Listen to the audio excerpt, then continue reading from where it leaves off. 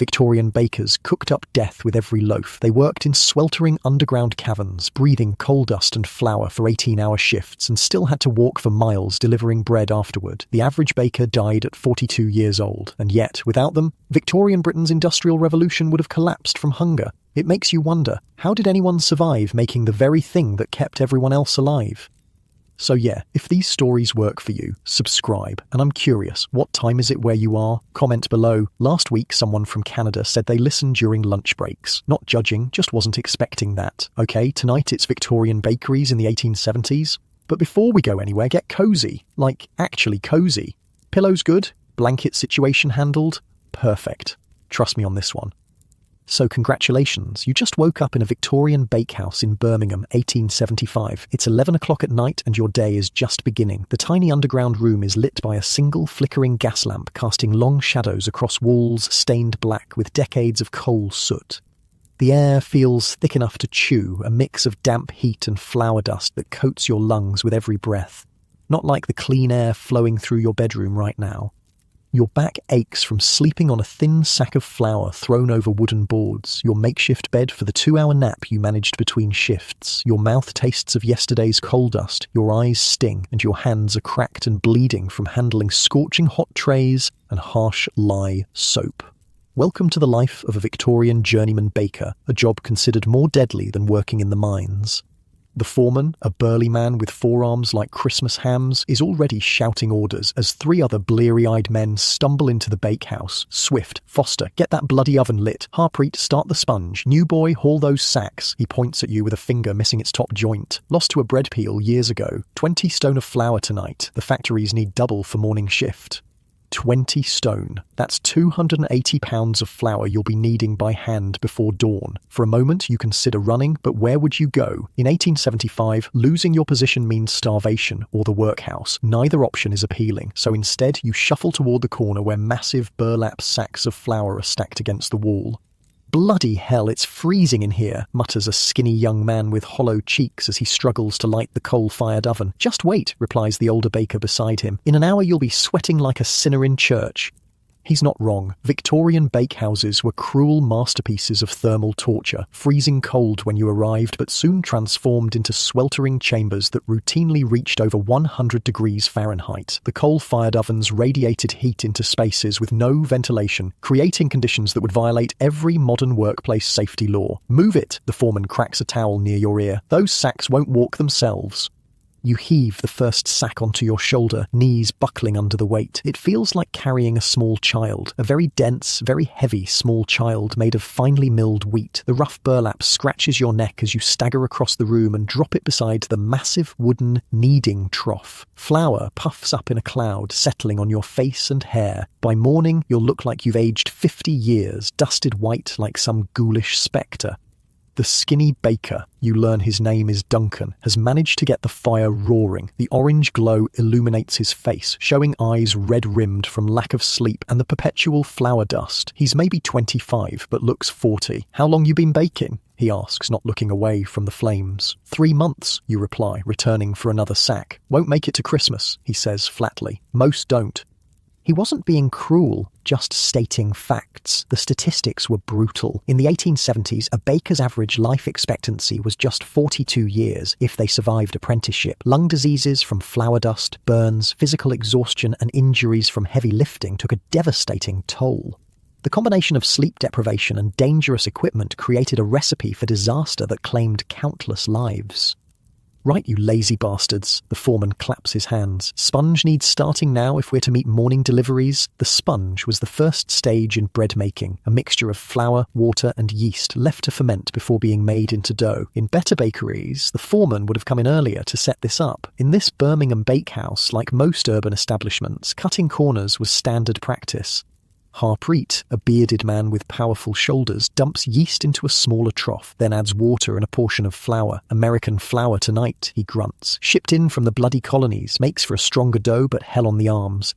By the 1870s, British bakeries were increasingly reliant on imported American wheat. Cheaper and with higher gluten content, it produced stretchier dough, good for bread, punishing to mix by hand. American wheat fields and British railways had combined to transform baking from a local craft to an industrial process. Not that the technology had reached most bakehouses yet. The coal fire's heat begins to permeate the room as you finish hauling the last of the flour sacks. Already sweat trickles down your spine, soaking the rough cotton shirt. There's no rest though. Immediately you're set to sifting flour, pushing it through wire mesh to remove debris. In the flickering light, you occasionally spot weevils, small stones, or unidentifiable dark specks that you quietly flick away. "What's that you're pitching?" The foreman appears suddenly at your shoulder. "Just some bugs," you stammer. He laughs, a harsh barking sound. "Bugs? Boy, that's just extra protein. During the cotton famine, we'd have killed for weevils. Adds flavour." This wasn't exaggeration. Food purity was a foreign concept in many Victorian bakeries. When profit margins were razor-thin and competition brutal, nothing went to waste. The notion that customers might object to insects in their bread was seen as laughably squeamish. As the night deepens, the real work begins. The sponge has fermented, bubbling with yeast activity, and now it's time to mix the main dough. This is when you discover what true physical labour means. The four of you gather around the massive wooden trough, a vessel that looks like a giant coffin, as Harpreet pours in the sponge. Then comes the rest of the flour, more water and salt. "Get in there and mix," orders the foreman. Literally, in many Victorian bakeries, including this one, bakers used their bare feet to mix dough when quantities were large. You and Duncan kick off your boots, roll up your trousers, and climb into the trough. The cool, sticky dough squishes between your toes as you begin walking through it, pushing and turning the mass. It's oddly satisfying at first, like stomping in mud puddles as a child. 20 minutes later, satisfaction has given way to exhaustion. Your calves burn with the effort of moving through the increasingly stiff dough. Sweat pours down your face, dripping into the mixture below. No one comments on this. Baker's sweat in bread was so common that Victorian food writer Eliza Acton specifically mentioned the torrents of perspiration that inevitably ended up in each loaf. "Enough," calls the foreman eventually. "Get it on the bench for kneading." This is when the real punishment begins. The dough, now a cohesive mass weighing over 300 pounds, must be pulled from the trough and divided for hand kneading. Each baker takes a portion weighing about 50 pounds, heaving it onto floured wooden benches along the wall. Kneading dough is an art. It's also, when done on this scale, brutally physical work. You push with your palms, fold the dough, turn it, and repeat thousands of times. Your shoulders scream in protest. Blisters form, then pop on your palms. The dough sticks to your hands, pulling at your skin with each movement. "Put your back into it, lad," shouts the foreman. "That gluten won't develop itself." The science of gluten development wasn't fully understood in the 1870s, but bakers knew that proper kneading created better bread. They just didn't have machines to do the work. Instead, human muscle power transformed flour and water into the elastic dough that would eventually become crusty loaves. After an hour of kneading, your arms feel like overcooked pudding. Every muscle trembles with fatigue. But there's no rest. The clock is ticking toward morning deliveries. The dough is divided again, this time into 4-pound lumps that will become standard loaves. "Shape 'em quick," barks the foreman. "First batch needs to be in the oven in 10 minutes. This is where skill matters more than strength. Your fingers, despite their fatigue, must form each lump into a tight ball, creating surface tension that will help the bread rise properly. It's delicate work done at breakneck speed. Any loaf shaped poorly will bake into a misshapen mess and come out of your wages. By 2 a.m, the bakehouse has reached its full infernal potential. The temperature hovers around 95 degrees Fahrenheit. The air is a thick soup of flour dust, coal smoke, and sweat. Every breath feels like drinking hot soup. Your shirt is plastered to your back, completely soaked through. Duncan, working beside you, suddenly sways on his feet. Before anyone can react, he crumples to the floor like a puppet with cut strings. "Not again," sighs Harpreet, barely looking up from his shaping. "Drag him to the corner," orders the foreman. "Splash some water on him. We can't fall behind." This wasn't uncommon. Heat exhaustion and fainting were regular occurrences in Victorian bakehouses. With no ventilation, workers frequently collapsed from the combination of heat, exertion, and the carbon monoxide from coal fires. Some never woke up. You help Harpreet move Duncan to a slightly cooler corner where a splash of water from a bucket brings him around. His eyes flutter open, unfocused at first. "How long was I out?" he mumbles. "2 minutes," replies Harpreet. "New record for staying on your feet, though. Made it till 2 this time." Duncan staggers upright, still wobbly. "Can't afford to rest. Got a sister and her kids depending on me." The brutal economics of Victorian baking meant there was no sick leave, no workers' compensation. If you didn't work, you didn't get paid. And in the 1870s, a baker's weekly wage of perhaps 20 shillings was barely enough to keep a family fed. Missing even a single shift could mean hunger. Back at the shaping bench, the first batches of dough have risen enough to go into the oven. This brings a new danger, the massive wooden peel, a flat shovel-like tool used to place loaves in the blazing hot oven. "Watch yourself," warns Harpreet as the foreman slides the first batch in. "Old Bill lost 3 fingers on that peel last year, crushed them between the handle and the oven arch." Workplace accidents were so common in Victorian bakeries that most workers bore scars or missing digits. With no safety regulations and exhausted workers handling dangerous equipment in poorly lit conditions, injuries were inevitable. Burns from the 500-degree oven were particularly common and could easily become infected in the unsanitary conditions. By 3 a.m, the first loaves are coming out of the oven, crusty golden brown oblongs that release a tantalizing aroma as they're stacked on cooling racks. The smell momentarily makes your exhaustion worthwhile. There's something primal and satisfying about transforming simple ingredients into food. "Don't get too attached," says Harpreet, noticing your admiration. "These ain't for folk like us. Factory workers get these. 6pence a loaf." He's right. Though you're making the staff of life, as a baker in 1870s Birmingham, you could barely afford to buy what you produced. Most bakers lived on damaged loaves, stale returns, or the cheapest brown bread, ironically healthier than the white bread prized by wealthier Victorians. Though no one knew it then. The night grinds on. Batch after batch is shaped, risen, baked, and cooled. Your world narrows to a cycle of burning heat, aching muscles, and the endless demands of the clock. There's no conversation now. Everyone is too exhausted to speak. Communication happens in grunts and gestures. Around 4 a.m, the foreman announces a brief rest while the final batch proves. 20 minutes, he says, not a second more. This is the baker's pitch, a short sleep taken on whatever surface is available. You collapse onto a pile of empty flour sacks thrown over the kneading trough, not caring about the hard wood beneath. Duncan and Harpreet do the same, falling asleep almost instantly. The foreman remains awake, watching the clock with bloodshot eyes. Sleep comes like a hammer blow, deep and instant. Your dreams are confused, falling into vast troughs of dough, suffocating under mountains of flour. It feels like you've barely closed your eyes when rough hands shake you awake. Up. Final batch needs loading. Your body screams in protest as you force yourself upright. Every joint feels filled with ground glass. Your hands are swollen, blistered in places, cracked and bleeding in others, but there's no time for self-pity. The rhythm of the bakehouse waits for no one. The eastern sky is beginning to lighten as the final loaves come out of the oven, but the workday is far from over. Now comes the delivery, loading baskets, carts and wagons with fresh bread to be distributed throughout the city before breakfast. "New boy takes the factory route today," announces the foreman. 30 loaves, Soho Works. They start at 6 sharp, be late and we lose the contract. Your heart sinks. The Soho Works is nearly 3 miles away, and you'll be carrying a basket weighing almost 100 pounds. After a night of labour that would break most modern workers, you now face an urban hike with a crushing load. "Better get moving," says Harpreet sympathetically. "Factory route's the worst. Take Bridge Street. Less chance of the street Arabs nicking a loaf." Street Arabs was Victorian slang for homeless children who would sometimes steal food from delivery boys. You couldn't really blame them. Hunger was a constant companion for many in industrial Birmingham, but a stolen loaf would come out of your already meagre wages. As you load your delivery basket, Duncan appears beside you, face grey with exhaustion but eyes surprisingly kind. "Here," he says quietly, slipping a small loaf into your pocket. "For the road. You'll need it." This small act of kindness, sharing food in a world of scarcity, was how many Victorian workers survived. Despite brutal competition, bakers often formed tight bonds, looking out for each other in a system designed to grind them down.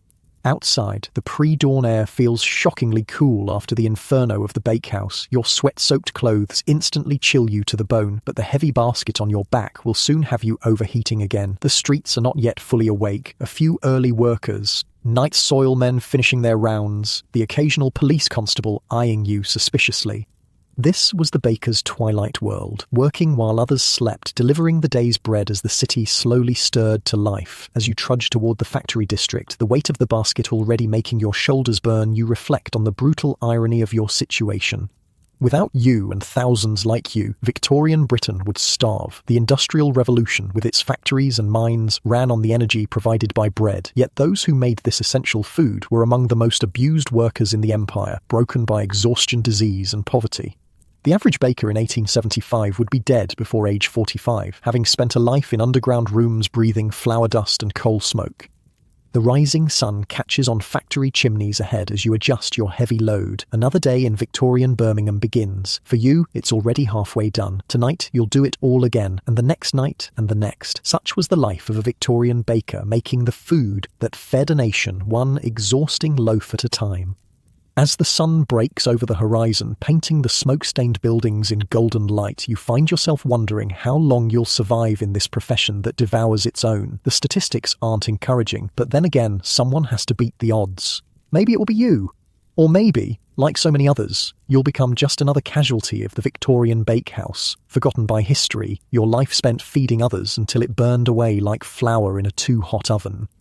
The factory whistle at Soho Works pierces the morning air, calling workers to their stations. You quicken your pace despite screaming muscles. Bread must be delivered. The great machine of industrial Britain must be fed. And tomorrow, it all begins again in the sweltering flour-dusted darkness of 11 p.m.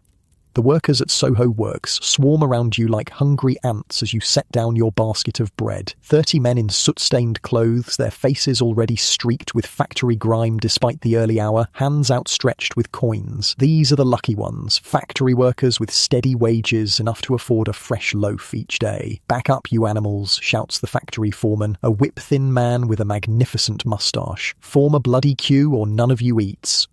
They shuffle into a ragged line, eyeing the bread with naked hunger. The average factory worker in 1870s Birmingham burned through thousands of calories daily, working 12-hour shifts at punishing physical labour. Bread wasn't just food, it was fuel, the coal that kept human machines running. "4 pence, you say to the first man, holding out a crusty loaf. He drops the coins into your palm without a word, snatches the bread, and immediately tears off a chunk with his teeth. By the time he walks away, half the loaf is gone. One by one, they pay and take their bread. Some wrap it carefully in cloth, saving it for later. Others devour it on the spot, cramming huge mouthfuls between cracked lips. The bond between these men and bread is primal. Nothing fancy, no delicate appreciation of crust or crumb, just desperate need. "You're new," says the factory foreman as the last worker shuffles away. "Where's old Pete?" You shrug. "Don't know any Pete, just started this week." The foreman grunts. Figured. Pete had been delivering here 3 years, didn't show up Monday, probably dead. Baker's lung finally got him. He says this casually, like commenting on the weather. "You don't look strong enough to last half as long." With your empty basket, you begin the long walk back to the bakery. Your legs feel like they're filled with lead, muscles trembling with each step. The city is fully awake now, streets crowded with carts, horses and people. The smoke from 1,000 chimneys blots out the morning sun, cast in a perpetual twilight over the industrial districts. Welcome to the workshop of the world, grimy, loud and relentless. By the time you reach the bakehouse, it's nearly 9 in the morning. Your 10-hour shift should be over, but as you descend the steps into the basement bakery, you know better than to expect relief. Sure enough, the foreman meets you at the door, face glistening with sweat, eyes bloodshot from the night's labour. "Good, you're back. We've got a special order. 50 fancy rolls for the tea shop on Chester Street. Get to it." Your heart sinks. No rest, no sleep. Just more dough, more heat, more pain. "But I've been up since—" "Did I ask for your bloody life story?" the foreman snaps. 50 rolls, now, or find yourself another position. This was the reality for journeyman bakers. Shifts that stretched to 16, 18, even 20 hours when demand was high. Labour laws that protected factory workers simply didn't apply to bakeries. There was always another desperate man willing to take your place if you complained. Back at the bench, you find Harpreet still working, his dark beard now white with flour dust. He looks up briefly as you take your place beside him. "Factory route went all right then?" he asks, hands never stopping as he shapes small pieces of dough into perfect rounds. "Yeah, sold every loaf." "Good. Always worry about new lads on that route. Had a boy last year got robbed at knife point, lost every penny and had to pay it back. Took him months. As you begin working the dough for rolls, your hands scream in protest. The blisters from the night's work have hardened into painful calluses. Your fingers feel swollen to twice their normal size, but there's a rhythm to the work that becomes almost meditative. Fold, press, turn, repeat. Your mind detaches from your body, floating above the pain. Master wants to see you, calls the foreman after you've shaped about 20 rolls. Office, now. The master baker, owner of this establishment, rarely appeared in the bakehouse itself. He occupied a small office above ground where flour dust didn't settle on his fine waistcoat. You wipe your hands on your apron and climb the stairs, wondering what you've done wrong. The office is shockingly different from the hellish bakery below. Clean, relatively cool, with actual daylight filtering through a small window. The master sits behind a desk, a corpulent man with mutton chop whiskers and a watch chain stretched tight across his ample belly. Next to him stands a thin, nervous-looking man clutching a leather case. "This the new one?" asks the master, barely looking at you. "Yes, sir," you reply, awkwardly touching your forelock in the expected gesture of deference. "Good. Listen carefully, boy. Mr. Parsons here is our supplier of quality improvers. You'll be working with him today. Special batch." The master's eyes finally meet yours hard as flint. "And I don't need to tell you that what happens in my bakehouse stays in my bakehouse, understood?" A chill runs down your spine. Despite the perpetual heat of the building, you've heard rumours about quality improvers, the adulterants that less scrupulous bakers added to their bread, but you never expected to be directly involved. "Yes, sir," you mutter, "because what choice do you have?" "Excellent. Mr. Parsons will instruct you. Remember, tight lips mean continued employment." Back in the bakehouse, Mr. Parsons opens his leather case on a corner table, revealing several paper packages and small bottles. The foreman clears everyone else out, sending them on deliveries or to clean the storage room. Soon, it's just you, Parsons, and the omnipresent heat of the ovens. "You ever worked with improvers before, boy?" asks Parsons, his voice unexpectedly refined for such a shabby-looking man. "No, sir." "Well, it's simple enough. Bread's too expensive to make honestly these days. Competition, you understand. Every baker in Birmingham trying to undercut the others." He opens one of the paper packages, revealing a fine white powder. "This here's alum, aluminum potassium sulfate. Makes the bread nice and white. Helps it hold more water too. More water means less flour needed per loaf. Less flour means more profit." He says this matter-of-factly, as if discussing the weather rather than the systematic adulteration of the city's food supply. You watch in queasy fascination as he measures out portions with a small brass scale. "This one here," he continues, opening another package, "is chalk. Calcium carbonate. Bulks up the flour, makes it weigh more. Bread's sold by weight. So, isn't that cheating the customers?" you ask, immediately regretting the question. Parsons laughs, a dry sound like rustling paper. "Cheating? Boy, this is business. Everyone does it. Some use bone meal, clay, even ground beans. Alum and chalk are positively gentlemanly by comparison." The casualness with which he discusses food fraud is chilling. But he's not wrong. By the 1870s, bread adulteration was widespread. Economic pressures forced bakers to cut corners, and with no effective food safety laws, the practice flourished in the shadows. "All right," says Parsons, having measured his powders. "We've got a half-sack batch to prepare. Regular flour, but we'll enhance it with these. Makes it go further, look better. The master saves money, customers get bread they can afford, everyone wins."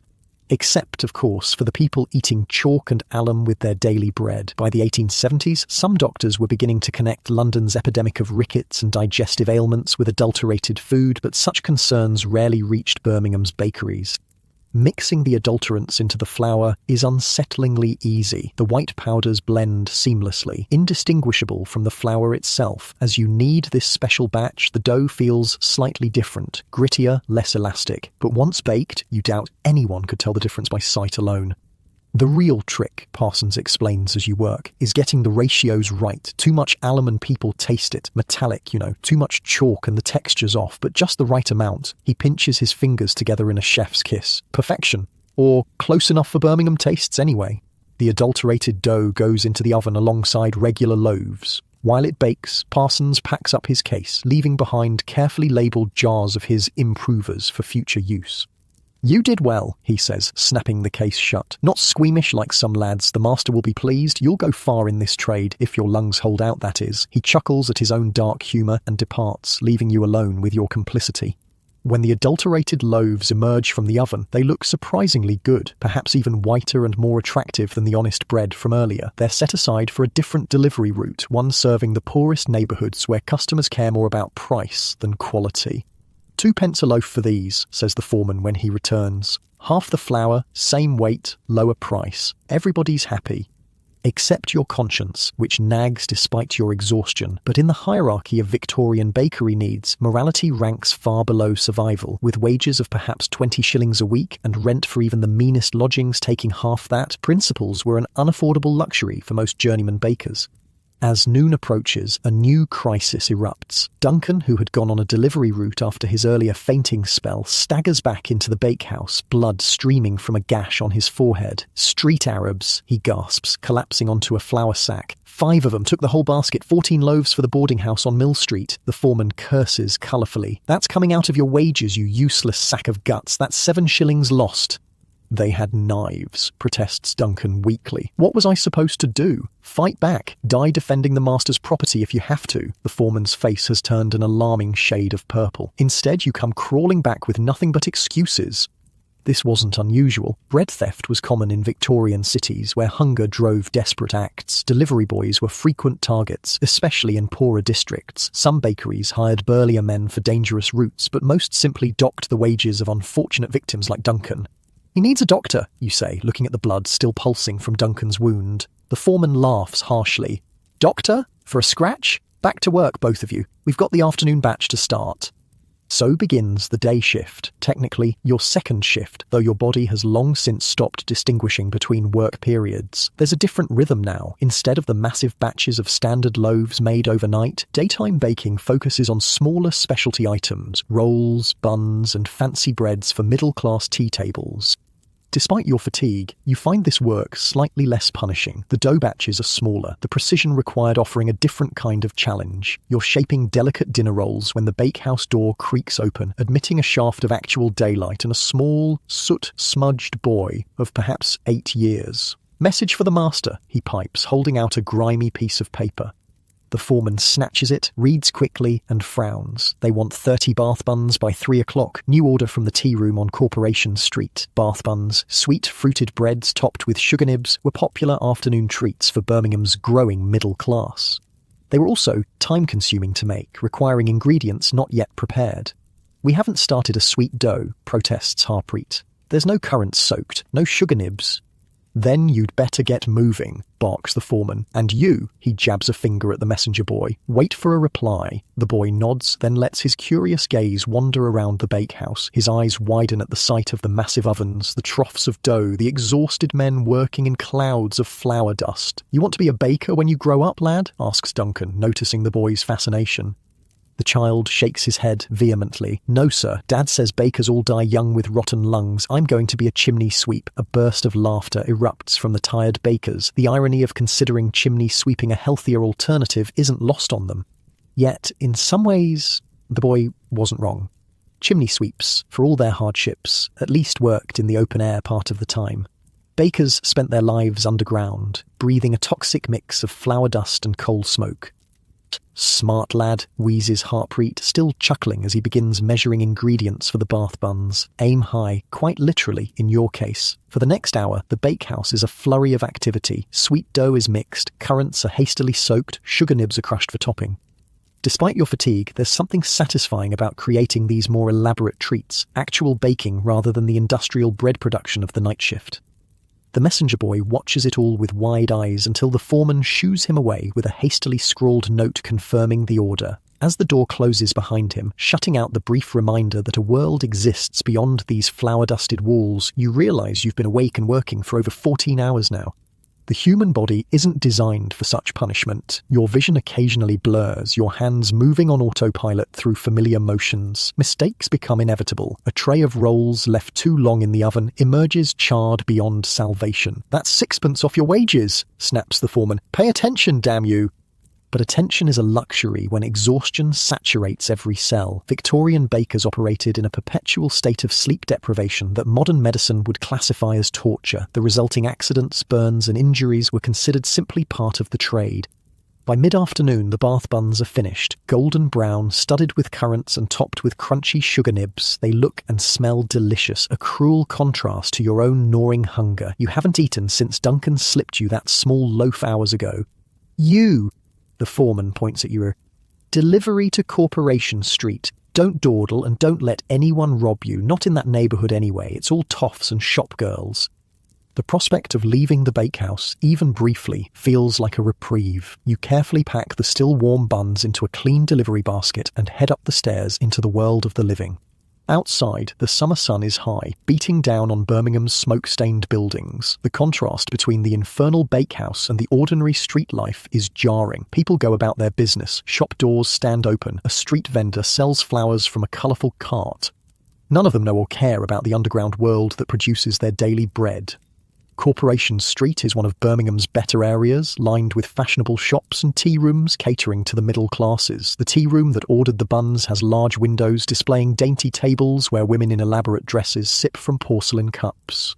This is the other face of Victorian England, not the desperate factory workers who devoured bread to fuel their labour, but the comfortable classes who enjoyed baked goods as pleasant accompaniments to social rituals.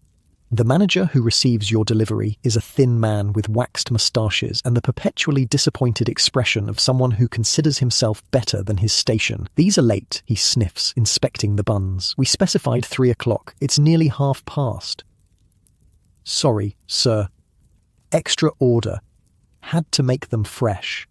He makes a dismissive noise. I suppose they'll have to do, though they look rather plain. Jenkins over on New Street does a much finer bath bun, you know, glazed with apricot, very continental.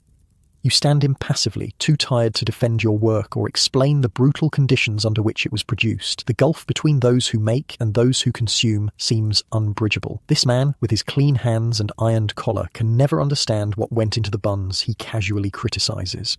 After receiving payment and no tip despite the special order, you begin the walk back to the bakehouse. Your feet drag on the cobblestones, each step an effort of will. The basket feels 10 times heavier empty than it did full. A church clock strikes 4 as you pass, its sonorous tones reminding you that normal people will soon finish their workday, but not you, not any baker in industrial Birmingham. Your shift, already stretching beyond human endurance, will continue until the night's baking begins again at 11.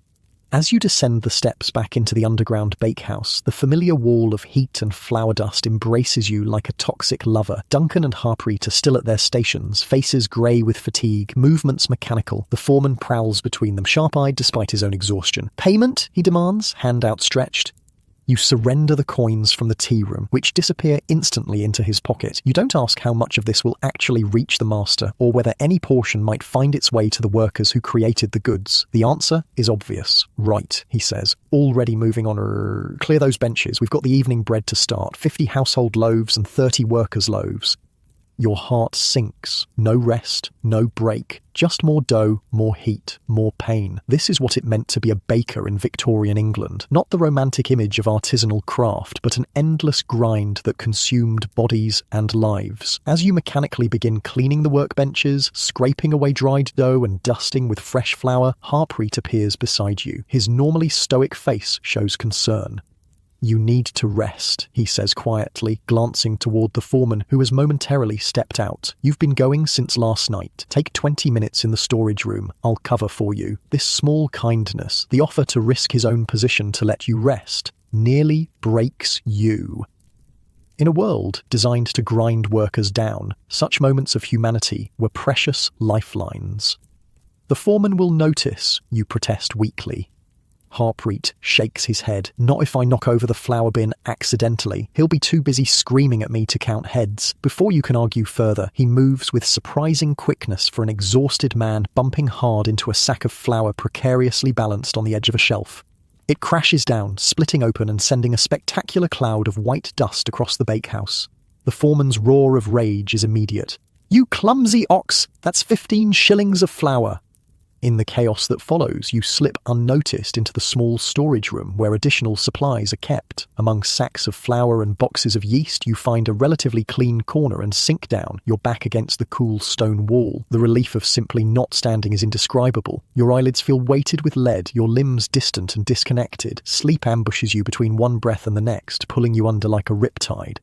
Dreams of drowning in flour consume you until rough hands shake you awake. Your 20 minutes have stretched to nearly an hour, and the foreman's face looms over you, mottled with rage. "Sleeping on my time?" he hisses, yanking you upright. "That's a day's wages gone." Your protests die unspoken as he drags you back to the main bakehouse. The evening work is well underway, with Duncan and Harpreet kneading massive batches of dough. They avoid eye contact as the foreman shoves you toward an empty bench.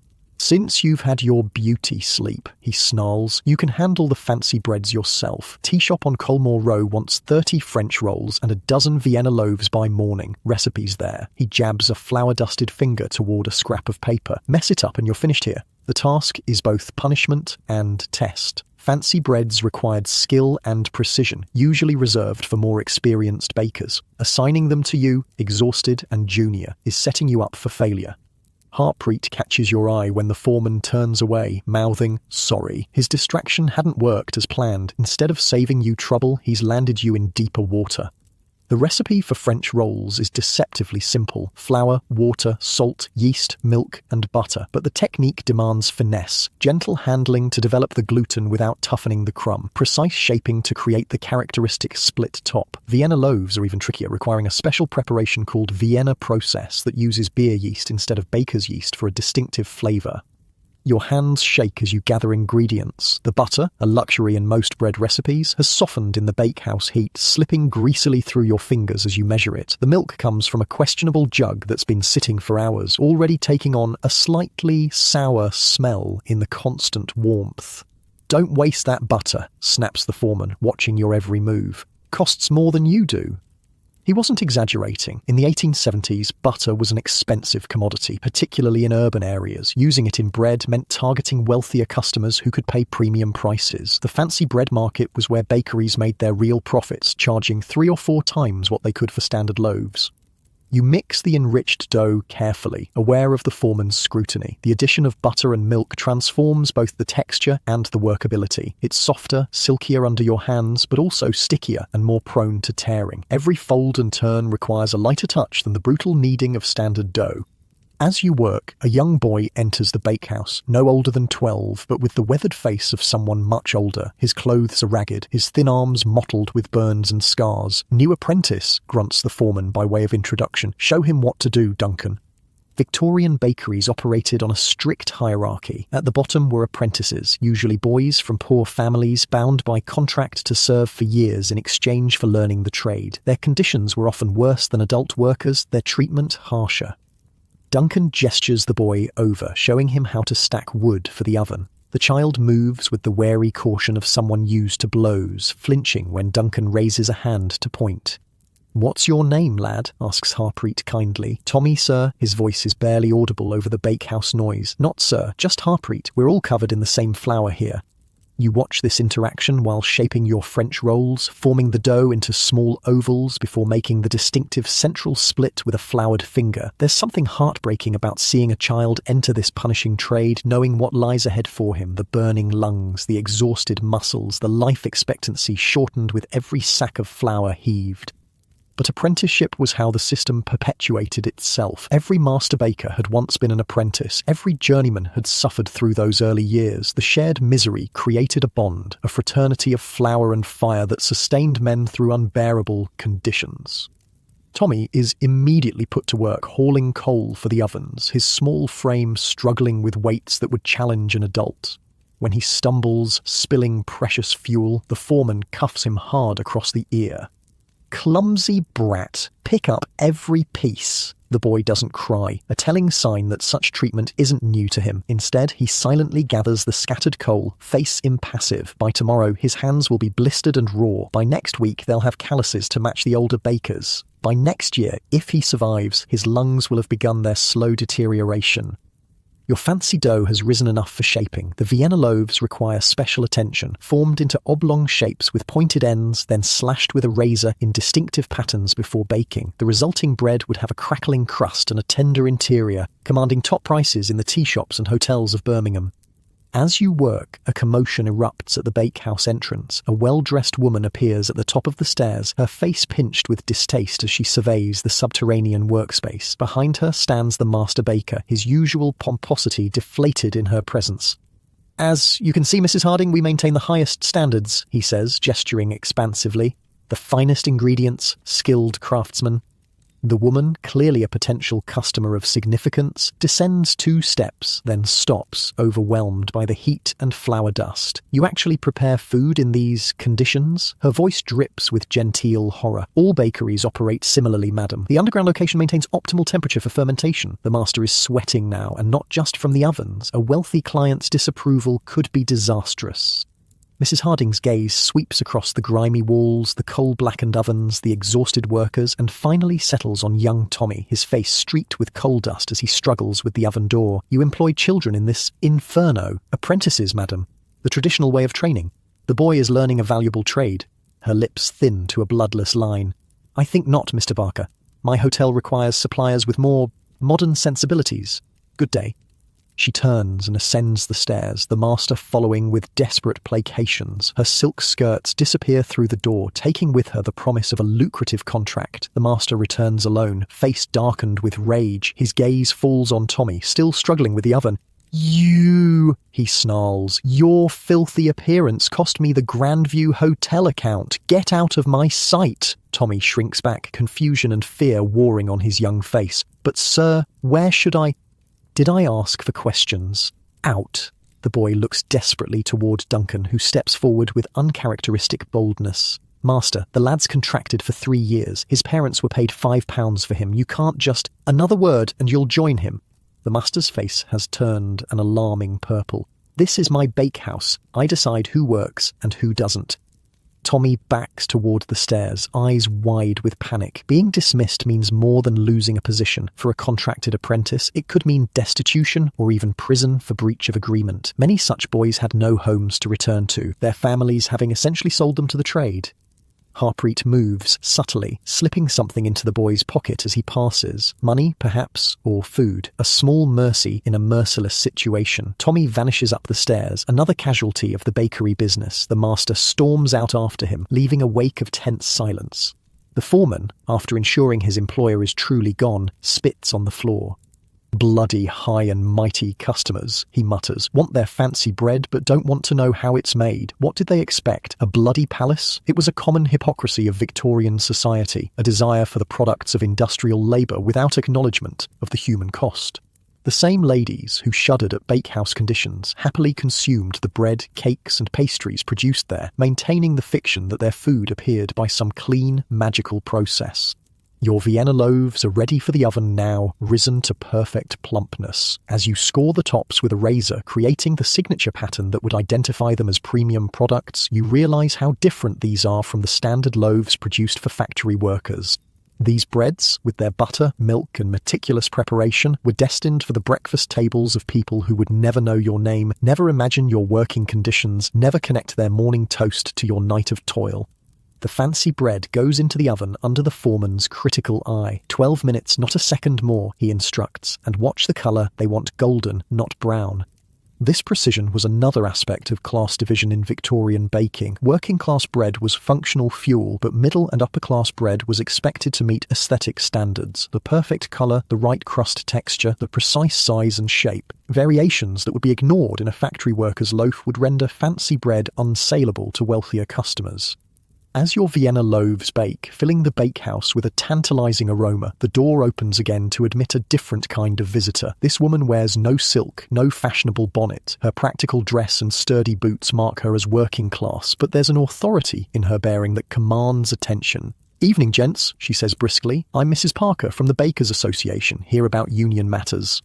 The foreman steps forward, bristling. The master doesn't allow union talk in his bakehouse. "The master isn't here, is he?" She smiles thinly. "And I'm not leaving until I've had my say." By the 1870s, labour activism was reaching even traditionally isolated trades like baking. The Operative Bakers Association had begun organising workers advocating for better conditions and regulated hours. They faced fierce resistance from bakery owners who saw unions as threats to their control and profit margins. Mrs. Parker sets a stack of pamphlets on a workbench, ignoring the foreman's glower. "Manchester bakers won a 60-hour week last month," she announces. "No more 18-hour shifts, no more sleeping on flour sacks, proper breaks, proper sleeping quarters." The men exchange glances, hope and scepticism mingling in their exhausted faces. The idea of limited hours seems as fantastical as a fairy tale in this underground world of endless labour. The master would never agree, mutters Duncan. He'd replace us all first. That's why you need to stand together, Mrs. Parker replies firmly. Every bakery, every man, they can't replace all of you. Bread must be made, and they know it. The foreman edges toward the stairs, clearly contemplating fetching the master, but conflicted. He too suffers under the brutal hours, the dangerous conditions. He too has seen friends die young from baker's lung or exhaustion. Take a pamphlet, urges Mrs. Parker. Read it when you can. Meeting Sunday at the Bull's Head, 3 o'clock. Bring your fellows. She nods toward the oven. Your fancy bread's burning, by the way. You lunge for the oven, yanking open the door to rescue the Vienna loaves. They're darker than ideal, but not ruined. A close save. When you turn back, Mrs. Parker is already heading up the stairs, having planted her seeds of discontent in fertile ground. The foreman retrieves the pamphlets, but instead of discarding them as expected, he silently slips one into his pocket before hiding the rest in a flour bin. His small act of rebellion speaks volumes about the changing times. Even those who enforced the system were beginning to question it. Your rescued Vienna loaves are cooling on racks, their burnished crusts crackling as they contract. Despite the slight overbaking, they look impressive, artisanal creations that would fetch good prices in the tea shops and hotels. There's a pride in producing such bread, even amid the exploitation and exhaustion. Not bad, admits the foreman grudgingly, inspecting your work. French rolls next, and be quick about it. We're behind schedule with all these interruptions. The night deepens outside the bakehouse, though you'd never know it in this timeless underground world. Your body has moved beyond ordinary fatigue into a strange suspended state where exhaustion becomes almost hallucinatory. Your hands shape the French rolls automatically while your mind drifts in and out of awareness. You'll get used to it, says Duncan, noticing your struggle to stay alert. After a few months you can work in your sleep, literally. If I last that long, you mutter. You might. Got the right build for it. Not too heavy. It's the big fellows who drop first. Hearts give out. He gestures toward Harpreet. He's been at it 15 years, one of the lucky ones. Harpreet looks up at the mention, his dark eyes sunken in a flower-whitened face. Lucky? My lungs rattle like a broken accordion. Can't walk upstairs without stopping to breathe. Call that lucky? You're alive, replies Duncan simply. Most who started with you aren't. This grim calculation, measuring success by mere survival, was the reality for Victorian bakers. In an industry with such high mortality, reaching 40 was an achievement. Reaching 50 was nearly miraculous. As the French rolls take shape under your tired hands, the bakehouse door opens once more. This time it's a woman in her 30s, plain-faced and practical, carrying a covered basket. Evening, gentlemen, she calls cheerfully. Brought your midnight meal. The atmosphere in the bakehouse transforms instantly. Backs straighten, faces brighten. Even the foreman manages something approaching a smile. Mrs. Watson, he says with unusual warmth, right on time as always. Mrs. Watson, apparently a familiar and welcome visitor, sets her basket on a clean corner of workbench and begins unpacking a large pot of tea, thick sandwiches wrapped in cloth, and slices of pie in a tin. Beef and onion tonight, she announces, and plum pie from yesterday's fruit. This, you learn as the men gather eagerly around the food, is a baker's wife, though not necessarily married to a baker. These women made small businesses of feeding bakehouse workers, preparing hearty meals that they delivered during the night shifts. For a few pence per week, deducted directly from wages, they provided the sustenance that kept men going through punishing hours. The food is simple but nourishing. Thick slices of beef between chunks of bread, well seasoned with mustard and onions. The tea is strong enough to stand a spoon in, sweetened heavily with sugar. For men working 16-hour shifts, such meals were essential fuel. Tommy's all right, Mrs. Watson says quietly as she pours tea. I've taken him in for now. My Jim was a baker's boy too before the consumption got him. Know what they go through. This casual mention of her dead son, presumably lost to tuberculosis, a common killer of bakery workers, is delivered without drama. Death was a constant companion in Victorian working-class life, particularly in trades like baking. Children were especially vulnerable, their developing lungs no match for years of flour dust and coal smoke. The master won't take him back, warns the foreman between bites of sandwich. Mrs. Watson shrugs. Other bakeries in Birmingham, or I'll train him up for cooking. Boy needs a trade, one way or another. This practical approach to tragedy was typical of working-class Victorian women who couldn't afford the luxury of extended grief. Life continued, bread needed baking, and orphaned apprentices needed new positions. The machinery of industrial Birmingham ground on, indifferent to individual suffering.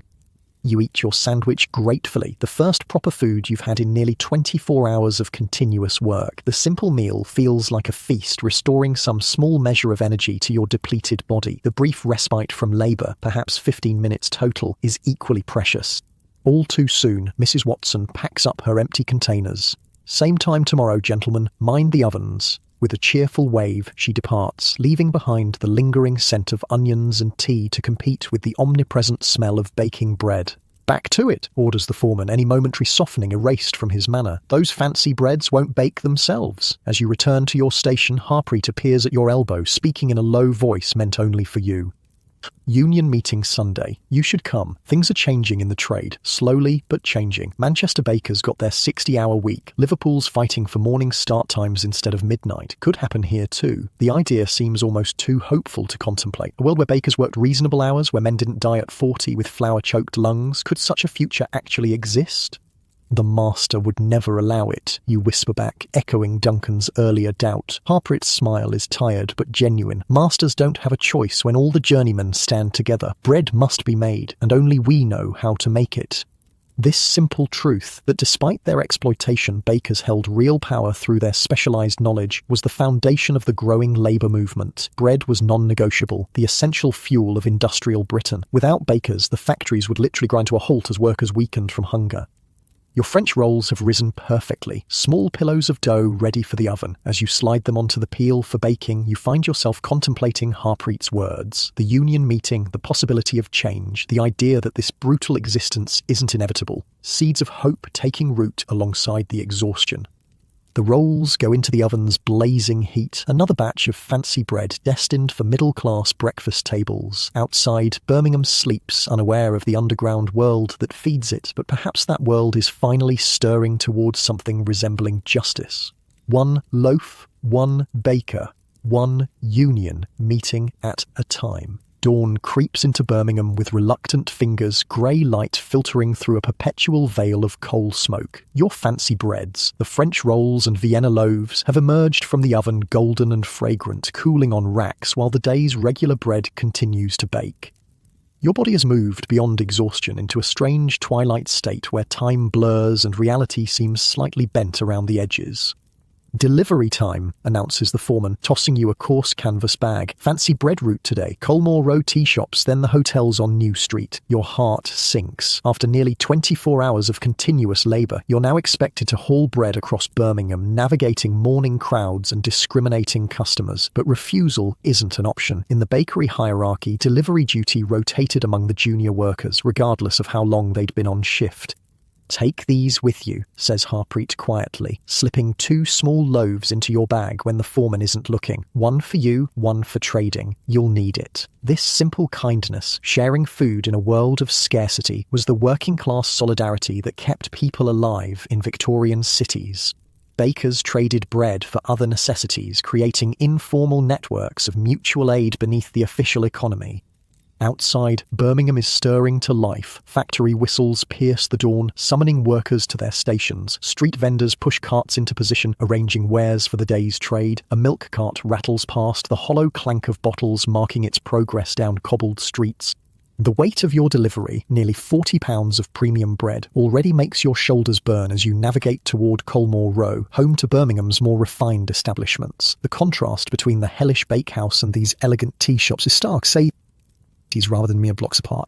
Your first stop is Peterson's Tea Room, a genteel establishment catering to ladies who lunch and businessmen seeking morning refreshment. The manager, a thin, supercilious man with waxed moustaches, inspects each loaf with insulting thoroughness before accepting delivery. "These are rather dark," he sniffs, examining a Vienna loaf. "Our customers prefer a lighter crust." You bite back a retort about how that same customer would faint dead away if they saw the conditions in which their precious bread was made. Instead, you maintain the expected servility, eyes downcast. "Sorry, sir. Shall I tell the master baker? I suppose they'll have to do for today." He waves a dismissive hand. "But mind you, Jenkins on Church Street provides a much superior product. We may transfer our custom there if quality doesn't improve." This casual threat, switching to a competitor, was the sword that hung constantly over bakery workers' heads. In 1870s Birmingham, bakeries operated on razor-thin margins, competing fiercely for commercial accounts. Losing a major customer could mean reduced hours or dismissed workers. With the delivery accepted, if grudgingly, you continue your route. The morning air, though fouled by industrial smoke, feels gloriously cool after the inferno of the bakehouse. Your lungs expand gratefully, temporarily free from the choking fog of flour dust. The streets grow increasingly crowded as you progress. Factory workers hurry past carrying their own bread wrapped in cloth, usually the cheaper seconds sold at reduced prices the previous evening. Street vendors call their wares hot pies, penny a pie, fresh herrings straight from the sea, matches, best quality matches. Victorian Birmingham was a cacophony of commerce, a perpetual marketplace where anything could be purchased from a cart or stall. Food vendors were especially numerous, serving a population that often lacked cooking facilities in their cramped lodgings. At the Grand Hotel on New Street, you make your largest delivery, 20 Vienna loaves for their breakfast service. The hotel kitchen is a revelation after the primitive bakehouse, clean, well lit, with actual ventilation and gleaming copper equipment. The chef, a Frenchman with an impressive moustache, accepts your delivery with professional courtesy. Z bread, it is acceptable, he declares after breaking open a loaf to inspect the crumb. Tell your master Z quality has improved. This faint praise feels like a triumph after Peterson's condescension. You nod gratefully, turning to leave, when the chef adds, "Wait, you look dead on your feet, boy." Before you can respond, he barks an order to a kitchen assistant, who returns with a mug of coffee and a plate, holding a small portion of eggs and bacon. The rich aroma makes your stomach clench with sudden, desperate hunger. "Eat," commands the chef. "Cannot have delivery boys fainting in my kitchen. Bad for reputation." This unexpected kindness, from a stranger no less, nearly undoes you. You devour the food, standing up, the first hot meal you've had in days. The coffee, strong and sweet, sends a rush of energy through your depleted system. "Thank you, sir," you manage between bites. The chef shrugs. "Was baker's boy myself in Paris. Know how it is." He glances at your reddened, cracked hands. "Use lanolin at night. Helps with burning." With your deliveries to the upscale establishments completed, you still have a bag of standard loaves to distribute to smaller shops and boarding houses. This route takes you through Birmingham's less salubrious districts, where elegant facades give way to crowded tenements and narrow, rubbish-strewn alleys. On Bull Street, you make a delivery to a small shop selling penny buns and tea to factory workers. The proprietress, a stout woman with capable hands and a no-nonsense manner, counts the loaves carefully. "Too short again," she notes. "That's the third time this month." "I deliver what they give me, Mrs. Higgins," you reply truthfully. She fixes you with a shrewd gaze, and someone helps themselves along the way, I'll wager. "Not blaming you, lad. Just tell your master I pay for 12. I expect 12. Bread theft was a persistent problem, occurring at every stage from bakehouse to delivery. Sometimes it was other workers, sometimes street thieves, occasionally even the master bakers themselves, shorting deliveries to sell the extra elsewhere. In a world where bread was both staple food and valuable commodity, such theft was inevitable. As you continue your rounds, the social geography of Victorian Birmingham reveals itself through bread purchases. Wealthier households order individual loaves, delivered directly to their kitchens, where servants transform them into dainty sandwiches and toast points. Middle-class families buy from respectable shops, choosing between white and seconds, depending on their budget. Working-class customers crowd around street sellers or bakery back doors, purchasing day-old bread at reduced prices.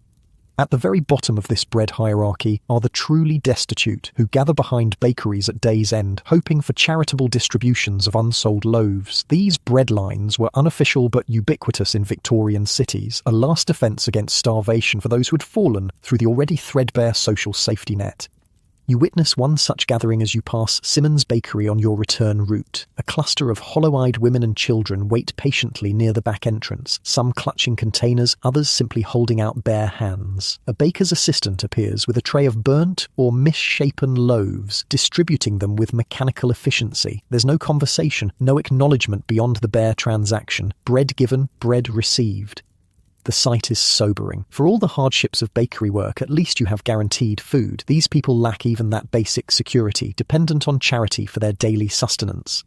Your delivery route nearly complete, you approach your final stop, a factory boarding house where workers rent beds by the shift, sharing rooms in rotation as day and night shifts change. These establishments provided minimal accommodation for migrant workers who couldn't afford proper lodgings, often housing a dozen men in space meant for 4. The boarding house keeper, a formidable woman with arms like ham hocks, counts your delivery with suspicious precision. Right number today, she declares, not like last week's short measure. Different delivery boy last week, you explain. Humph, likely story. You're all thieving bastards far as I'm concerned. Despite her harsh words, she passes you a penny tip, a rare occurrence on the delivery route. Get yourself something hot to drink. Look half dead. This gruff kindness from unexpected quarters was a feature of working-class Victorian life. Beneath the brutal economics and harsh conditions, networks of mutual support kept people going. A penny tip here, a cup of tea there, small mercies in an unmerciful world.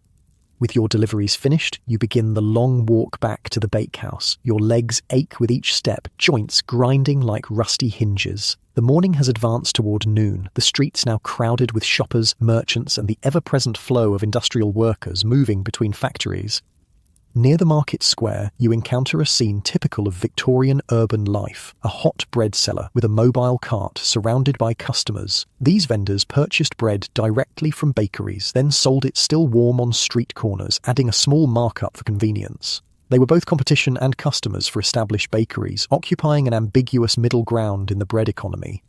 The seller, an older man with a face like weathered leather, balances his trade with practiced skill, slicing loaves and making change without missing a beat. His patter flows continuously. Hot bread, fresh from the oven, warm your hands and fill your belly. Penny a slice, halfpenny for the crust. You pause to watch, professional curiosity momentarily overcoming your exhaustion. The bread looks decent, likely from Wilson's Bakery on the high street, known for their reliable, if unspectacular, loaves. The customers are mostly labourers grabbing a quick meal between jobs, or factory workers on their brief dinner break. You there, baker boy. The vendor has noticed your delivery bag. How's trade at Barker's? Still using that American flour? The casual question carries deeper implications. Bakers knew each other's business intimately, which suppliers they used, which corners they cut, which adulterants they favoured. It was both professional network and intelligence gathering, essential in the cutthroat competition of Victorian bread making. Good enough, you reply non-committally. American flour makes a stronger loaf.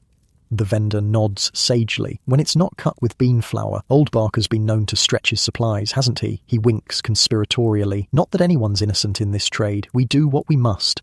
This casual acknowledgement of adulteration was telling. By the 1870s, bread purity had become a relative concept rather than an absolute. Bakers didn't ask if their competitors adulterated, only how much and with what. The economic pressures of industrial baking had normalized practices that would horrify modern consumers.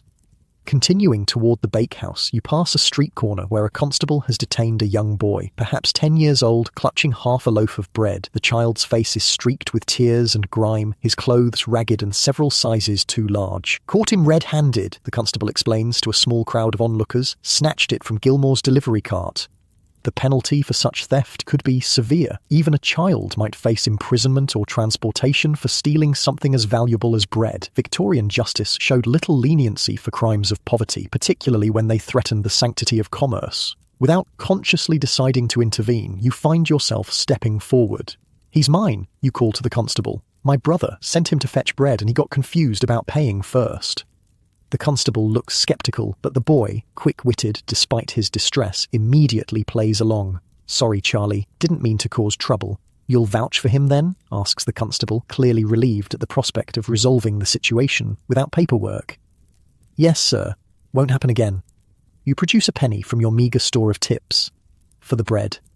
The constable releases the boy with a warning cuff to the ear. As soon as you're around the corner, the child gives you a gap-toothed grin. "Thanks, mister. Thought I was bound for the workhouse, sure. Be more careful next time," you advise, knowing the futility of such warnings. In a world where hunger was constant and food expensive, theft was often a matter of survival rather than moral failing. The boy tilts his head, studying your flour-dusted appearance. "You really a baker?"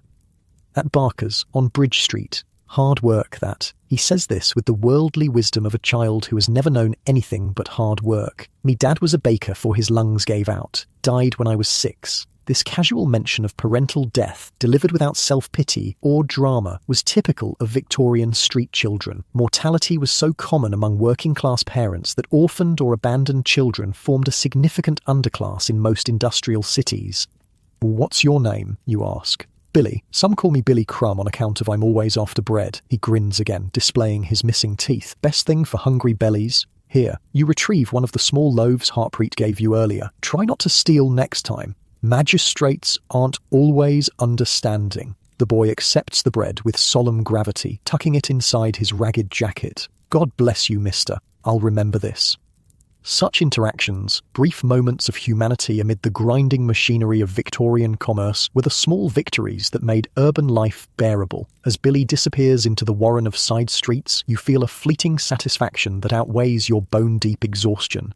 Back at the bakehouse, you descend once more into the underground world of flour and fire. The contrast between street and bakery, between open air, however smoke-filled, and the stifling heat of the ovens, hits you like a physical blow.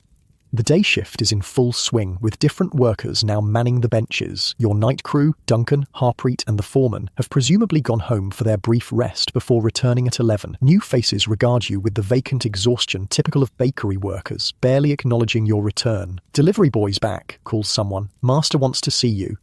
Your heart sinks. Summons to the master's office rarely boded well for junior workers. Had someone complained about the bread? Had the boarding house keeper reported you despite the correct count? The master sits behind his desk as before, but now he's accompanied by a different visitor. A heavy-set man in expensive but flour-dusted clothes. Another baker, by the look of him, and a prosperous one. "This is Mr. Wilson," says your master without preamble. "He's short-handed at his new street bakery and needs an experienced man. I've recommended you." The surprise must show on your face, because the master adds impatiently, "It's a step up, boy. Better wages, newer equipment. You'd be a fool to refuse." Mr. Wilson studies you with calculating eyes. "My foreman says he saw you making deliveries, says you're prompt and the customers don't complain. That's rare enough in this trade." "Thank you, sir," you manage, mind racing. "Is this good fortune or some kind of trick?" "Starts tonight," continues Wilson. 11 sharp, New Street Bakery, behind the post office. "Know it?" You nod, having passed the place on deliveries. It's larger than Barker's, with a proper shop front rather than just wholesale operations. The promotion, for it is clearly that, seems to have materialised from nowhere. Only as you leave the office, officially released from Barker's employment, does the reality dawn on you. The union pamphlets, Mrs. Parker's visit, the master's sudden generosity is simply removing a potential troublemaker before union talk can spread through his bakehouse. Outside, in the momentary privacy of the street, you allow yourself a smile. Intended or not, the transfer feels like victory, recognition of your skills, better conditions, perhaps even slightly shorter hours. In the brutal economy of Victorian baking, such small improvements were worth celebrating. As you walk toward your lodgings and the few precious hours of sleep before your new position begins, Birmingham's industrial symphony continues around you. The clatter of carts, the hiss of steam, the perpetual background roar of commerce and production. Within this urban machine, bread remains the essential fuel, and you, one of the countless nameless workers who provide it. Your body aches with exhaustion, your lungs burn from flour dust, your hands are cracked and blistered, but you've survived your first days as a Victorian baker, a trade that kills many before they've properly learned it. Whether you'll beat the odds and live past 40 remains to be seen. But for now, the simple fact of survival feels like achievement enough. Wilson's Bakery is a revelation. Located on New Street behind the post office, it occupies a building purpose-built for bread production rather than a converted cellar. The main bakehouse has actual windows, narrow and grime-streaked, but allowing shafts of natural light to penetrate the flour-dusted air. The ceiling is high enough that workers don't need to stoop, and a crude ventilation system draws some of the worst heat and coal smoke up through metal ducts. "Paradise compared to Barker's hellhole," comments an older baker when he sees your wide-eyed assessment. "Wilson's one of the progressive ones, believes bakers might live past 40 if they can occasionally breathe. That's not to say conditions are good by any modern standard. The work remains brutally physical, the hours punishingly long, but the small improvements, light, air, slightly more space, feel like luxuries after your experience at Barker's underground sweatshop. Your new position is as a second hand, one step up from the most junior workers, reflecting your demonstrated skill with fancy breads. The wage is 24 shillings weekly instead of 20, a significant increase in a trade where pennies often made the difference between adequacy and deprivation.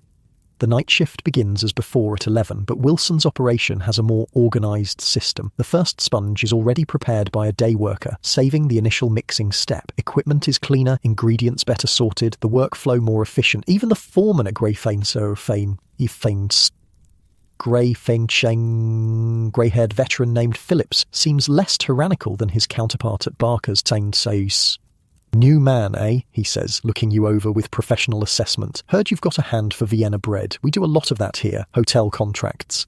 The other workers introduce themselves with the laconic brevity of men who conserve energy for the tasks ahead. There's Thomas, the first hand, a tall, cadaverous man with hollow cheeks and skeletal fingers. James and Peter, fellow second hands, both in their 20s, but already showing the characteristic stoop of career bakers. Young Arthur, the newest apprentice, barely 13 and wide-eyed with anxiety on his first night shift. Most telling are the older men, or rather their scarcity. Among the dozen bakers working the night shift, only Foreman Phillips and one other man appear to be over 35. The brutal reality of bakers' life expectancy is written in this demographic void. The night's work begins with the usual routine of mixing, kneading and shaping. The dough is familiar under your hands, but you quickly notice differences in Wilson's operation. The flour is more consistent without the suspicious adulteration you experienced at Barker's. The recipes are standardized with actual written instructions rather than haphazard oral directions. "Wilson believes in quality," explains Thomas as you work side by side. "Says adulteration's false economy. Customers taste the difference and take their business elsewhere." This philosophy, that honest bread could be good business, was still relatively rare in 1870s Birmingham, where price competition drove many bakeries to cut corners. Wilson's approach represented an emerging counter-trend, particularly for establishments serving middle and upper-class customers who could afford to pay for purity. As the night progresses, you observe another difference at Wilson's. The men occasionally pause to rest. Not long breaks, just moments to stretch aching backs or massage cramped hands. Such small mercies were unthinkable at Barker's, where constant motion was the only acceptable state. Around 3 a.m, during one such brief pause, you notice Thomas discreetly pull a small tin from his pocket. He extracts a pill, swallows it dry with the practiced motion of habit, then tucks the tin away before the foreman can notice. "Lung medicine," he explains in a whisper, seeing your curious glance. "Doctor says I've got the first stages of consumption. These pills help with the coughing fits."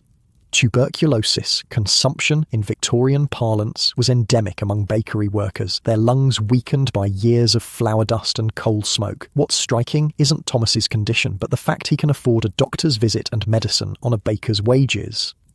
"Wilson pays our medical society dues," Thomas continues, noting your surprise. "6p a week from our wages, 6p matched by him, gives us access to the dispensary on Broad Street when we need it." This rudimentary health insurance, the friendly society or sick club model, was gaining traction in more progressive Victorian businesses. It represented an early recognition that workers' health had economic value, even if humanitarian concerns remained secondary. The bakehouse settles into its rhythm as the night deepens, the perpetual dance of mixing, rising, shaping and baking that produced Birmingham's daily bread. Despite the improved conditions, the physical toll remains severe. Your arms burn with the effort of kneading. Your lower back throbs from hours of bending over work tables. Your lungs strain against the omnipresent flour dust. Around 4, young Arthur stumbles, nearly dropping a tray of shaped dough. Foreman Phillips steadies him with surprising gentleness. "Sit down, lad. Catch your breath." The boy sinks onto a flour sack, face alarmingly pale beneath its dusting of white. "Sorry, sir, got dizzy for a moment." "Happens to all of us first few weeks," Phillips replies. "Body's not used to the work yet." What goes unspoken is the brutal truth. Many bodies never adapt. The physical demands of Victorian bakery work exceeded human capacity for sustainable labour, a reality reflected in the trade's appalling mortality statistics. Those who survived either possessed exceptional constitutions or learned to pace themselves through hard-won experience. "Drink this," says Thomas, passing the boy a mug of water with something mixed in. Baker's Friend, bicarbonate and ginger, settles the stomach.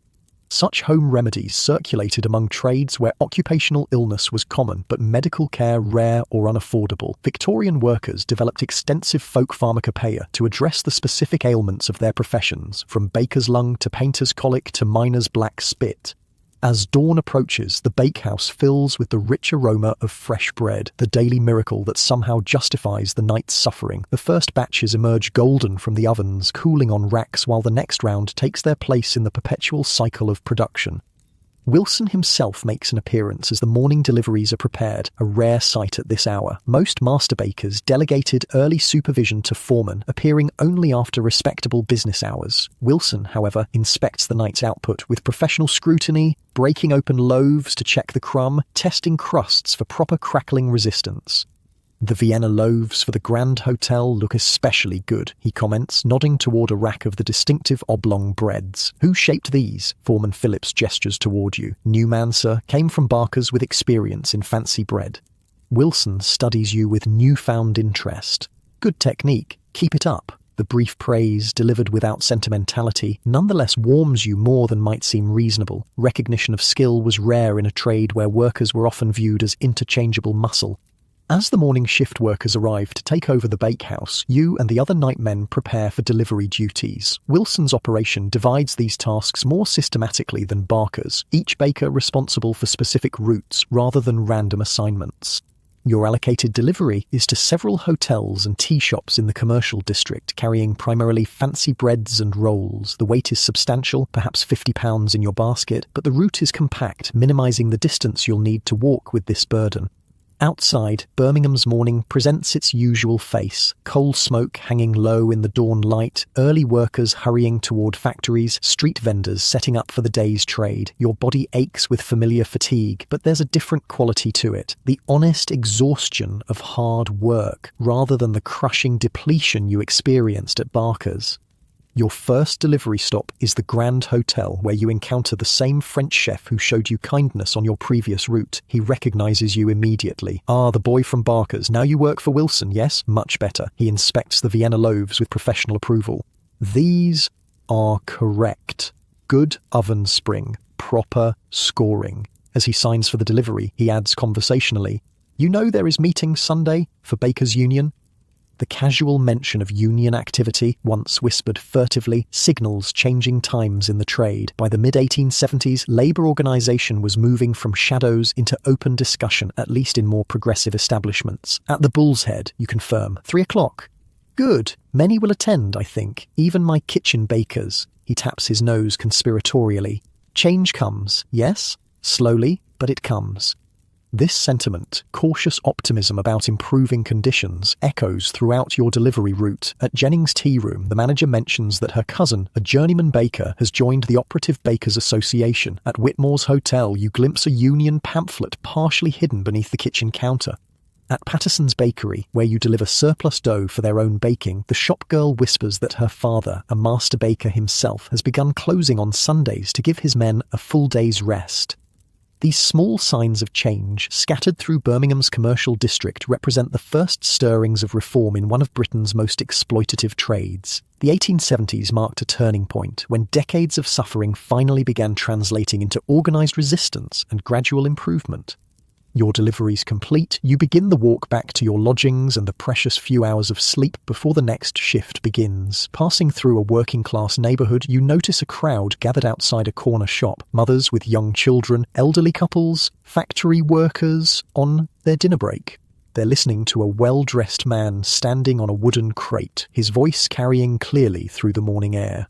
"The bread you feed your families is poisoned," he declares, holding up a loaf like evidence in a trial, adulterated with alum, chalk, bone meal, substances that rob your children of nourishment even as they seem to eat their fill.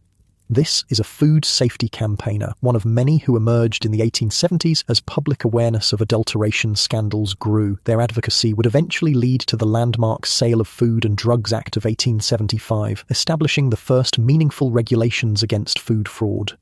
"The proof is in the health of our communities," continues the speaker, gesturing toward the pale-faced children in his audience. "Rickets, stunted growth, digestive complaints, all connected to the false economy of adulterated bread. The poor pay twice, first in money for inferior food, then in health destroyed by chemical additives."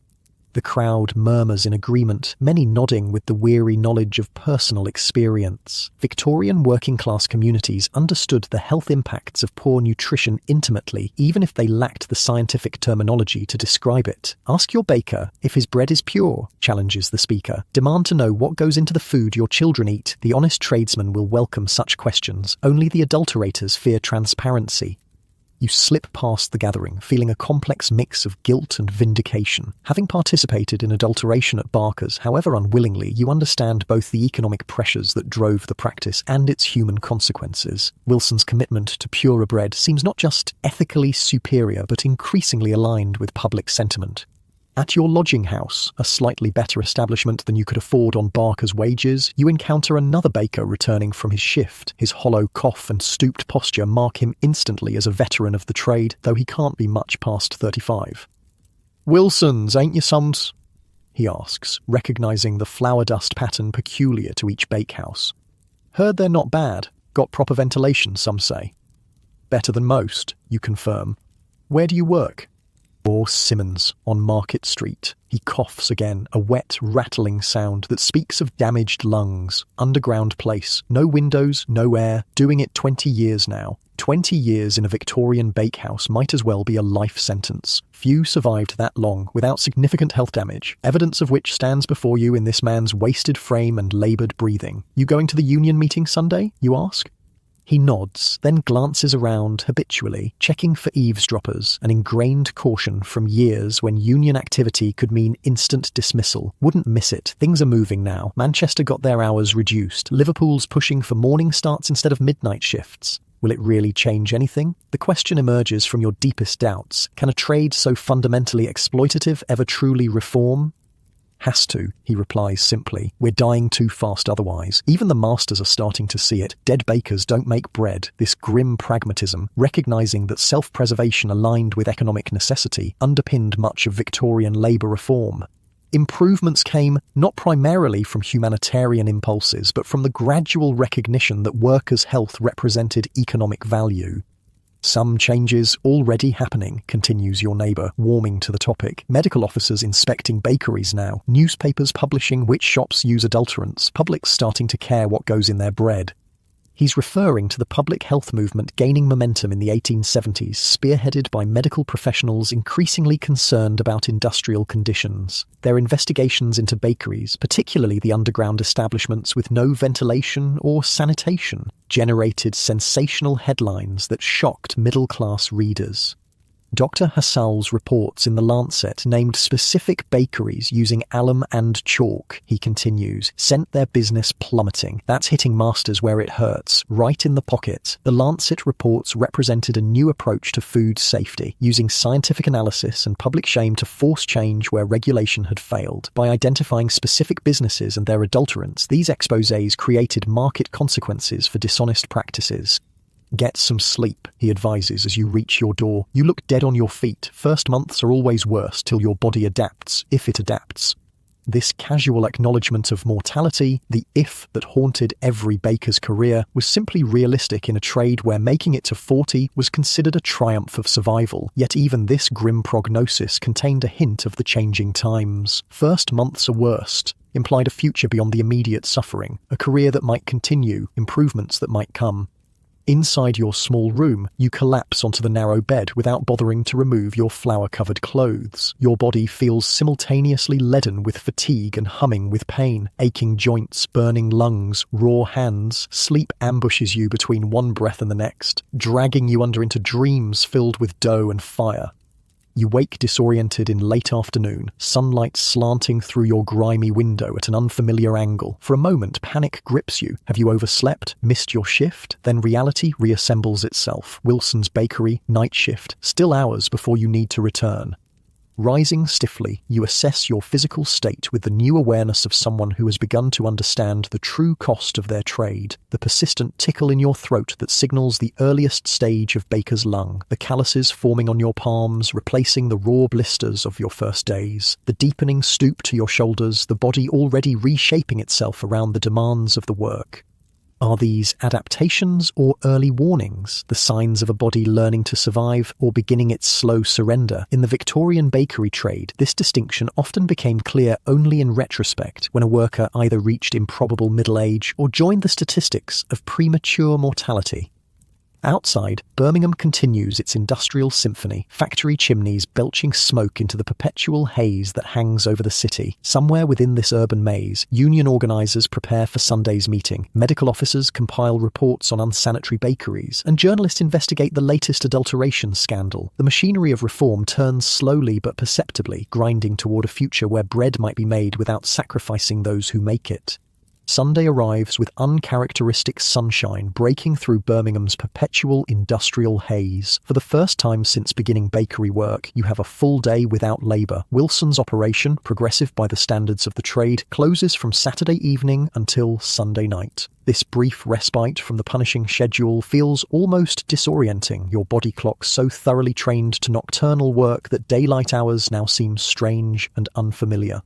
The Bull's Head pub on Bradford Street is already crowded when you arrive shortly before 3. The back room, reserved for the union meeting, buzzes with conversation. Dozens of men in their flower-dusted Sunday best, faces bearing the common marks of their trade. The hollow cheeks, the prematurely aged skin, the distinctive stoop of shoulders bent too long over kneading troughs.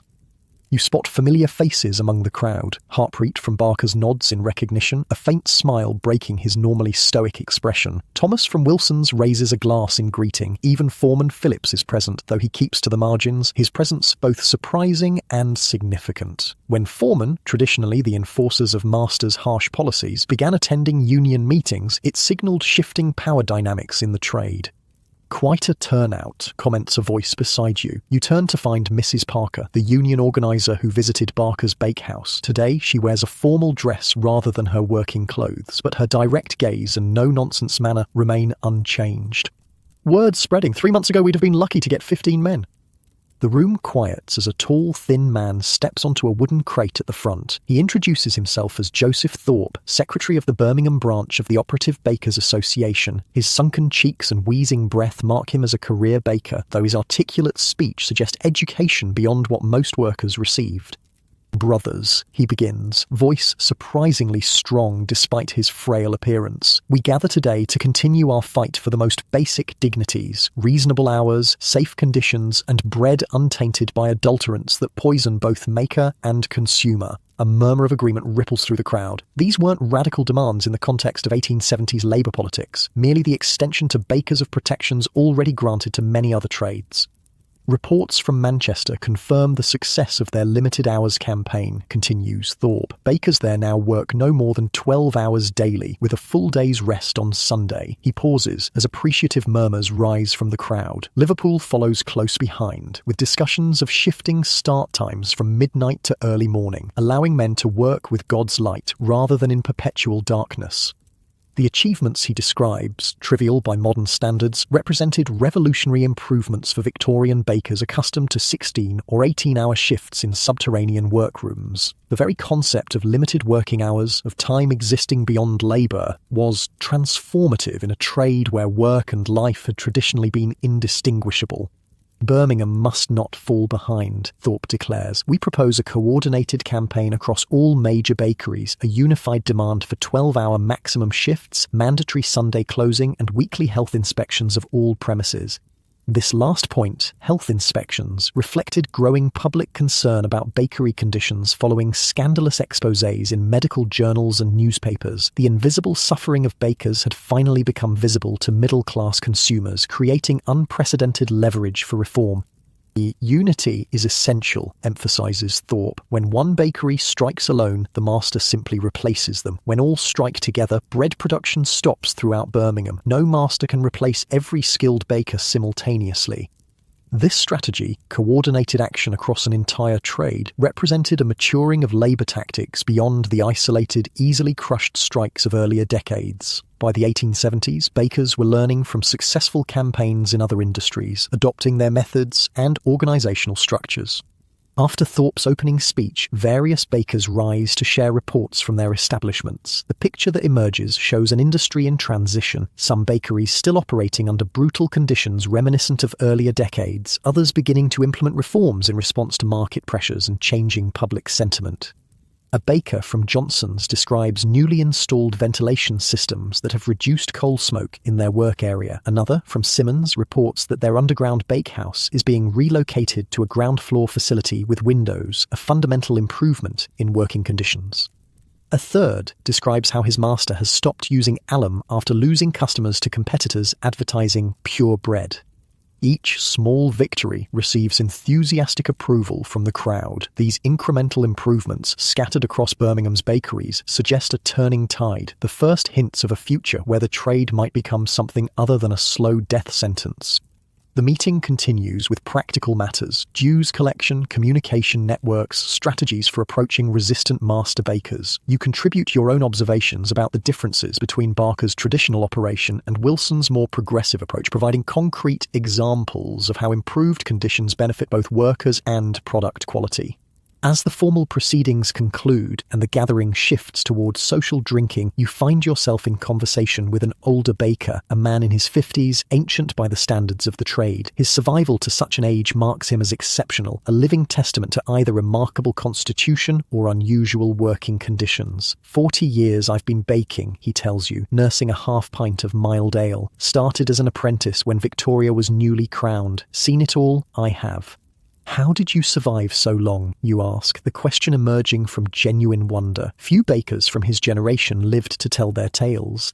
He chuckles, a sound that transitions into a rattling cough. Luck, partly, but also adaptation. Learned to pace myself, to breathe through wet cloth when sifting flour, to stand so my back didn't break. He gestures toward the crowded room, and I wasn't afraid to fight for better. Been to every union meeting since '51. Got fired for it twice, but kept at it. This perspective, spanning decades of the trade's evolution, offers a rare glimpse of how far things had already come. Despite the continuing hardships, the 1870s represented significant improvement over the unregulated exploitation of earlier Victorian decades. It's changing faster now, the old baker continues. Machinery coming in, chemical yeast replacing sourdough, steam ovens instead of coal. Won't recognise the trade in another 20 years. His prediction would prove accurate. The late Victorian period saw accelerating technological change in baking, with mechanisation gradually replacing the most punishing manual labour. Dough mixers, mechanical dividers, and steam-powered ovens were already appearing in larger commercial bakeries, harbingers of a more industrialised future. Good changes or bad, you ask? He considers this thoughtfully.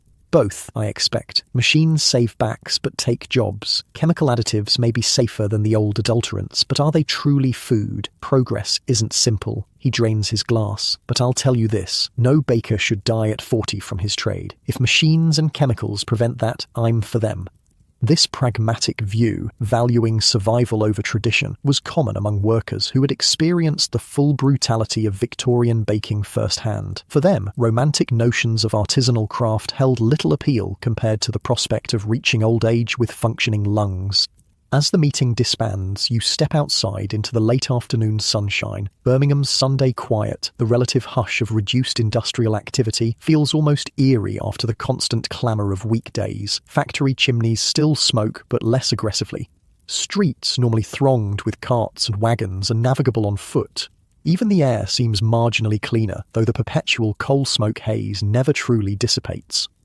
Walking back toward your lodgings, you pass a small bakery with a prominent sign in its window: pure bread, no alum, no chalk, no adulterants. Such advertising would have been unnecessary a decade earlier, when adulteration was universal and unremarkable. Its appearance now signals changing consumer awareness, the public beginning to value food purity enough to pay premium prices for it.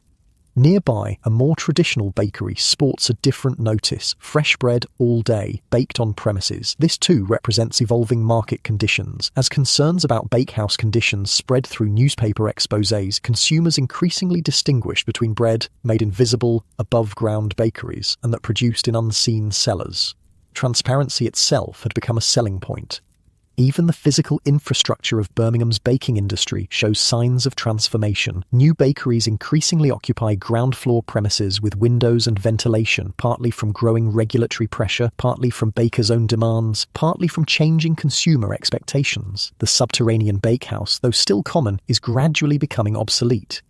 These physical changes paralleled regulatory evolution. The 1870s saw unprecedented government intervention in food safety, culminating in the landmark Sale of Food and Drugs Act of 1875. This legislation, while imperfectly enforced, established the principle that consumers had a right to unadulterated food, creating legal tools to combat the worst excesses of bread adulteration.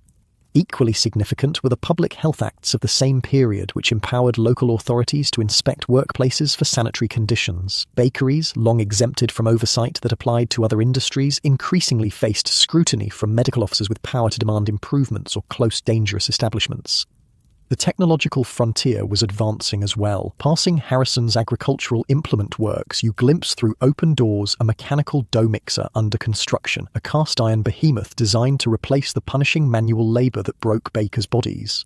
Such machines, though still rare in smaller establishments, pointed toward a future where the most physically destructive aspects of the trade might be mechanised. Even bread recipes and methods were evolving. The Vienna process, using compressed yeast instead of traditional sourdough, was revolutionizing commercial baking, allowing faster production with more consistent results. The aerated bread company had pioneered chemical leavening methods that eliminated fermentation entirely. These innovations, controversial among traditionalists, nonetheless offered pathways to bread production that required less brutal human labor. By the time you reach your lodgings, the sun is setting over Birmingham's industrial skyline, casting long shadows across soot-stained buildings. Your next shift at Wilson's begins in a few hours, the familiar cycle resuming after this brief respite. Yet something has changed, some subtle shift in perspective that makes the work ahead seem less like an inescapable sentence and more like a temporary condition in a changing industry. That night, as you work through your shift at Wilson's, you notice small improvements with new awareness. The ventilation ducts that reduce coal smoke, the higher ceilings that allow heat to rise away from workers, the scheduled rest periods that prevent complete exhaustion. These features, unremarkable a week ago, now appear as tangible evidence of the trade's evolution. More telling are the conversations among your fellow bakers. Union meeting attendance is discussed openly rather than in whispers. Men compare conditions at different establishments without fear of reprisal. Even Foreman Phillips participates, offering his own assessment of how Wilson's might implement the 12-hour shift maximum being adopted in Manchester. The master's not against it in principle, he remarks while supervising the Vienna bread production. Says well-rested men make better bread. It's just working out the scheduling that's complicated. This pragmatic approach, framing worker welfare as quality control, typified progressive thinking among the more enlightened master bakers of the period. They recognized, however slowly, that the traditional model of working men to death and replacing them was neither humane nor economically optimal. As dawn approaches, bringing your shift toward its conclusion, Thomas appears at your station with unexpected news. Wilson's installing a mechanical mixer next month, he reports excitedly. American model with steam power, does the work of 4 men without getting tired.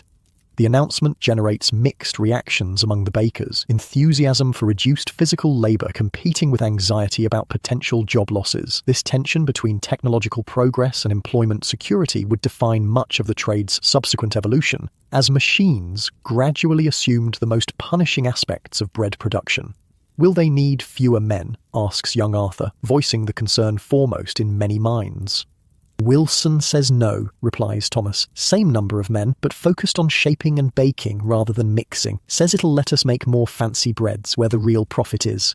This reassurance, whether sincere or merely expedient, reflects the complex reality of mechanization in Victorian industries. While some innovations indeed eliminated jobs, others transformed them or created new roles. The most forward-thinking employers sought to harness technology for competitive advantage without triggering the worker resistance that might accompany mass dismissals.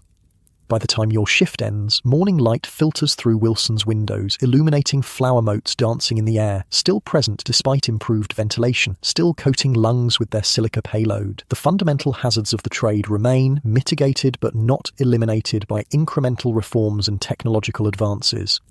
Yet, as you complete your deliveries and head toward your lodgings, the future seems marginally brighter than it did just days ago. The union's growing strength, the spread of regulatory oversight, the technological innovations appearing in progressive bakeries, all suggest a trajectory toward improvement, however gradual and uneven.